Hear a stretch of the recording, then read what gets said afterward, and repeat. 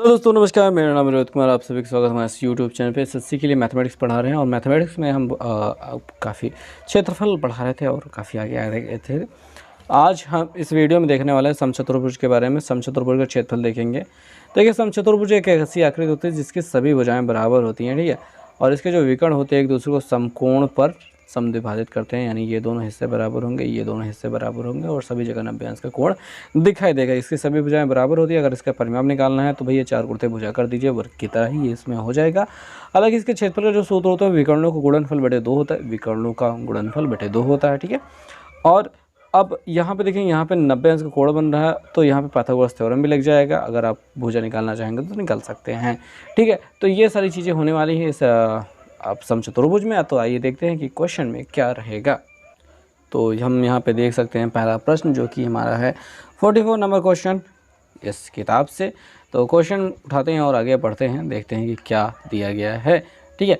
तो क्वेश्चन में कहा गया है कि समचतुर्भुज के क्षेत्रफल और एक विकर्ण की लंबाई दी गई है और इसके अन्य विकर्ण की लंबाई आपसे पूछ रहे हैं। तो एक हम समचतुर्भुज बनाते हैं और इसका हमको क्षेत्रफल दिया है। हम तो क्षेत्रफल पहले लिखते हैं। क्षेत्रफल दिखाई दे रहा है 60 वर्ग सेंटीमीटर स्क्वायर और इसके दिया गया है एक विकर्ण दिया गया है। हम यहाँ पे विकर्ण लिखेंगे और विकर्ण नंबर ये 1 है जिसकी भुजा है, जिसकी लंबाई है 10 सेंटीमीटर। बहुत अच्छी बात है। तो हमारे पास जो क्षेत्रफल का सूत्र होता है विकर्णों का गुणनफल बटे 2। तो हम देखिए क्षेत्रफल को a से लिखेंगे और जो विकर्ण होते हैं इसको d1 गुणित d2 लिख देते हैं, बटे 2 लिख देते हैं। तो बहुत आसान हो जाएगा इस चीज़ को लिख पाना, रिप्रेजेंट कर पाना और समझा पाना। तो यहाँ पे रखते हैं, चलिए देखते हैं। यहाँ पे 60 हम रखेंगे। अब एक है 10 का, ठीक है। d2 हमको निकालना है, यहाँ बटे 2। तो 2 से काट दीजिए, 10 को 5 मिल जाएगा, 5 से भाग कर दीजिए 60 को, तो 12 पंजे 60 होता है, 12 मिल जाएगा। दूसरा जो विकर्ण होगा वो 12 सेंटीमीटर का है। ये आपका जवाब हो जाएगा। 45 नंबर क्वेश्चन। इस प्रश्न में हमको क्या दिखाई दे रहा है? एक समचतुर्भुज का एक विकर्ण दूसरे का आधा है और समचतुर्भुज की एक भुजा की लंबाई 10 सेंटीमीटर है। तो भुजा की लंबाई 10 सेंटीमीटर है तो उस समचतुर्भुज का क्षेत्रफल क्या होगा? तो हम कुछ इस प्रकार से देख पाते हैं। ऐसा कुछ हो रहा है, ये विकर्ण हो गए हैं, उसकी भुजा हमको पता है। तो ये जो है बड़े वाले का आधा है।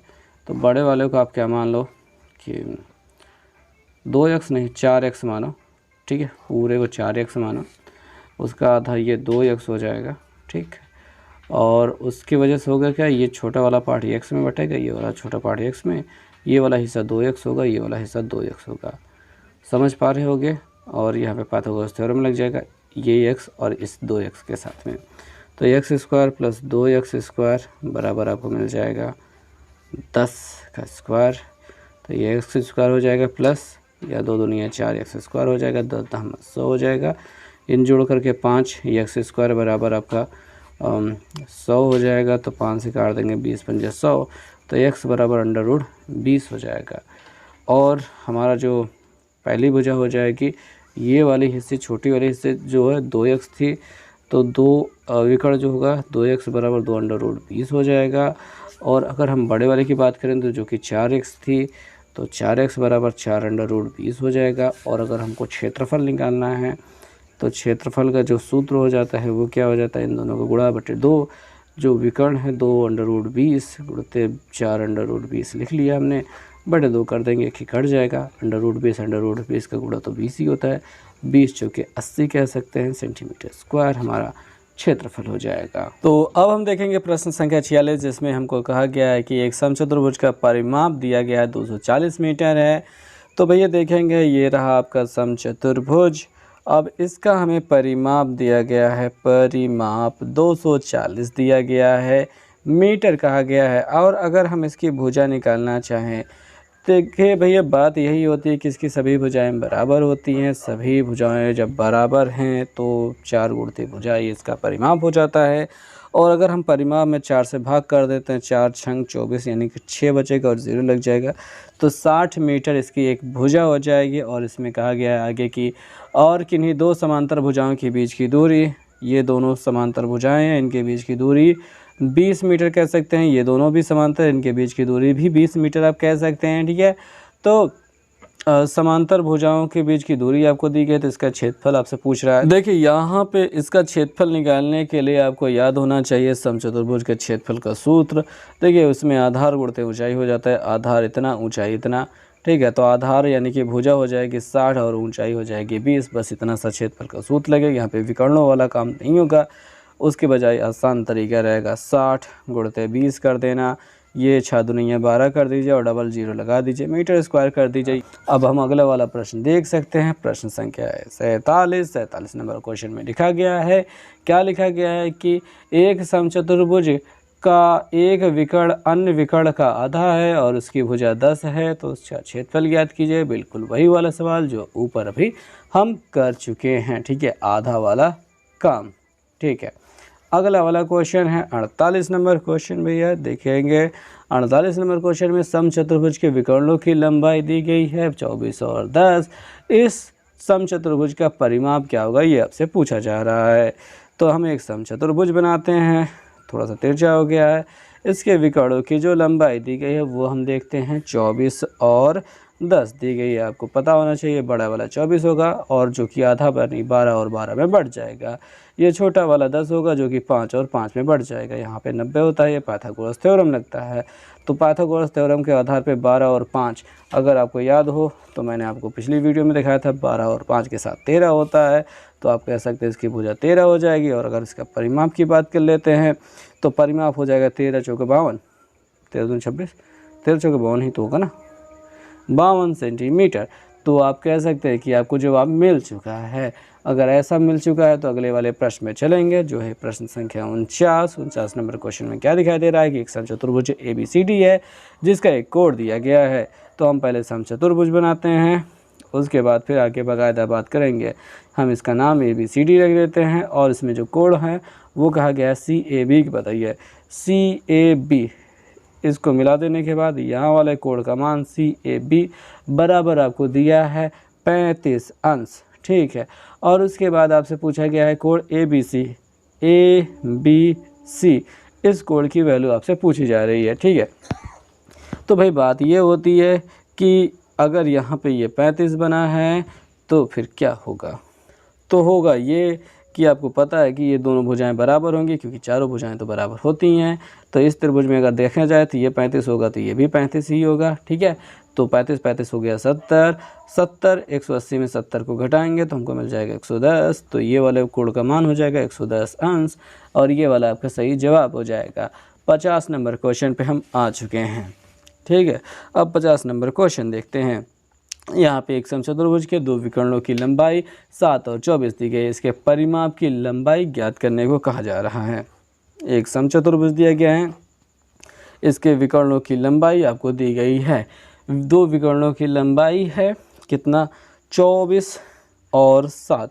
24 और 7 दिया गया, 24 का यहाँ पे 12 और 12 हो जाएगा और यहाँ पे 7 का यानी 7 का आधा यानी 7.5 हो जाएगा, 7/2 और 7/2 हो जाएगा। और इसका परिमाप ज्ञात करना है तो पाइथागोरस थ्योरम लग जाएगा इसमें। और इसमें लगने के बाद हम इसका ये जो हिस्सा है कर्ण यानी कि इसकी भुजा निकालेंगे। देखेंगे ये कैसे लगेगा। देखिए 7.5 का मान होता है 3.5, यहाँ पे पाइथागोरस थ्योरम लगाते हैं।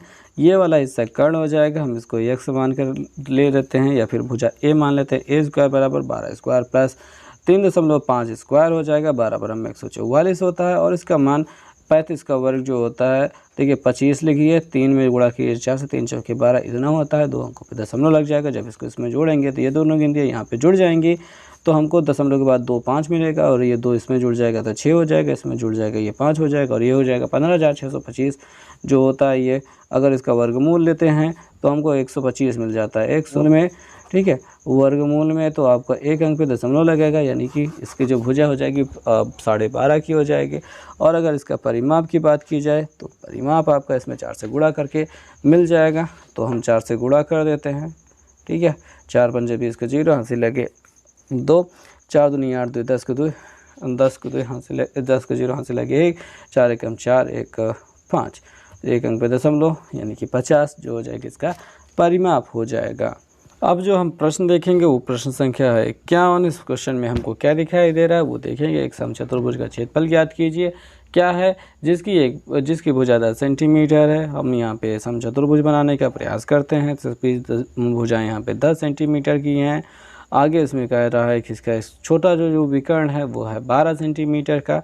ये वाला हिस्सा छोटा दिखाई दे रहा है। अगर इसकी लंबाई 12 है तो ये 6 और 6 बढ़ जाएगा। अगर आप यहाँ पे ध्यान से देखेंगे तो पाइथागोरस थ्योरम लगेगा। 10, 6 और इसके साथ होता है 8। आपको यहाँ पे पर्चा दिखा देना चाहिए मुझे, पर पर्चा गया कहाँ? पर्चा कहाँ गया? ओ मिला है। 6 8 के साथ 10 होता है, यानी 10 6 के साथ 8 होता है। तो यहाँ पे दूसरा विकर्ण का आधा हिस्सा 8 है, तो पूरा हिस्सा 8 8 16 हो जाएगा। और अगर इसका क्षेत्रफल की बात करेंगे तो हमारे पास जो मिला था 12, देखिए विकर्णों का गुणनफल यानी 12 गुणते अपना 16/2 हो जाएगा। 2 से काट देंगे तो 6 हो जाएगा। तो इसका गुणा कर देंगे, 16 छक्के पता नहीं कितना होता है, 6 6 36 कुछ यहाँ से लगे थे, 6 कम 6 3 9 96 सेंटीमीटर स्क्वायर कह सकते हैं, हमारा सही जवाब हो जाएगा। अगला वाला क्वेश्चन है क्वेश्चन नंबर 52 यानी कि 52 होता है। इस क्वेश्चन में कहा गया है कि यदि किसी समचतुर्भुज का परिमाप 80 है और उसका एक विकर्ण का मान 24 है तो समचतुर्भुज का क्षेत्रफल क्या होगा। तो हम यहाँ पे गंदा सा समचतुर्भुज बनाने का प्रयास करते हैं। इसका जो परिमाप दिया गया है वो 80 दिया गया है। 80 को हम 4 से भाग करेंगे, 4 दूनी 8, यानी इसकी भुजा 20 सेंटीमीटर की हो जाएगी। और इसका एक विकर्ण दिया गया है, कितना है? 24 है। तो इसका एक विकर्ण का मान 24 है। कौन सा 24 है पता नहीं, 24 है मतलब 24 है। 24 है तो ये 12 और 12 बांट लेते हैं, ऐसा कुछ पाइथागोरस थ्योरम यहाँ पे देखने की हम कोशिश करते हैं। तो कुछ समझ तो आ नहीं रहा है, तो कुछ इस प्रकार से बना लेते हैं। हमने यहाँ पे मान लेते हैं 12, ये मान लेते हैं 20। अब कोई ये वाला निकालना है, तो ये दोनों गिनतियाँ 4 से कट जाती हैं। 4 3 12, 4 5 20। अब हमको 3 5 दिखाई दे रहा है, तो मेरे ख्याल से यहाँ पे 4 ही होना चाहिए। हमने 4 से भाग किया था, तो 4 इसमें गुणा कर देंगे, 4 चौके 16, यानी कि ये वाला हिस्सा 16 मिल जाएगा। कौन सा? ये 16 हो जाएगा, तो ये भी 16 हो जाएगा। तो हमको इसका क्षेत्रफल निकालना है। तो अब हम क्या करेंगे, समचतुर्भुज के क्षेत्रफल ज्ञात करने के लिए विकर्णों का गुणनफल बटे 2 कर देंगे। तो 16 16 32 विकर्ण हो गया, और ये 12 12 24, ठीक, 24 बटे 2 कर देंगे, 12 हो जाएगा। 12 से गुणा कर देंगे, 12 दूनी 24 का 4 हाथ से लगे, 2 12 3 36 37 38, इतना आपका सेंटीमीटर स्क्वायर इसका क्षेत्रफल हो जाएगा। अगला वाला जो क्वेश्चन है वह है क्वेश्चन संख्या 53। तो 53 नंबर क्वेश्चन में हम देखते हैं कि यदि किसी समचतुर्भुज का विकर्ण 16 तथा 30 है तो समचतुर्भुज का परिमाप ज्ञात करना है। तो हम समचतुर्भुज बनाते हैं, लगभग बन गया है, और यहाँ पे ये वाला 30 होगा, ये वाला 16 हो जाएगा। अब देखिए विकर्ण 30 दिया है और 16 दिया है, तो ये 16 का आधा 8 8 और ये 30 का आधा 15 और 15 हो जाएगा। तो 15 और 8 के साथ पाइथागोरस थ्योरम में क्या होता है मुझे तो नहीं पता है। तो 8 हटाएं 64 कर लेते हैं, और 15 15 में 225 कर लेते हैं, और इसको जोड़ लेते हैं। 4 9 हो जाएगा, 6 2 8 हो जाएगा, और 2 17 17 में 289, शायद मुझे पता था, तो ये 17 हो जाएगा। अब हमसे इसका परिमाप पूछ रहा है, तो 17 चौके 68 हमारा सही जवाब हो जाएगा। ओके, तो अगला वाला क्वेश्चन हम देखेंगे। क्वेश्चन संख्या है 54, 50 4 54।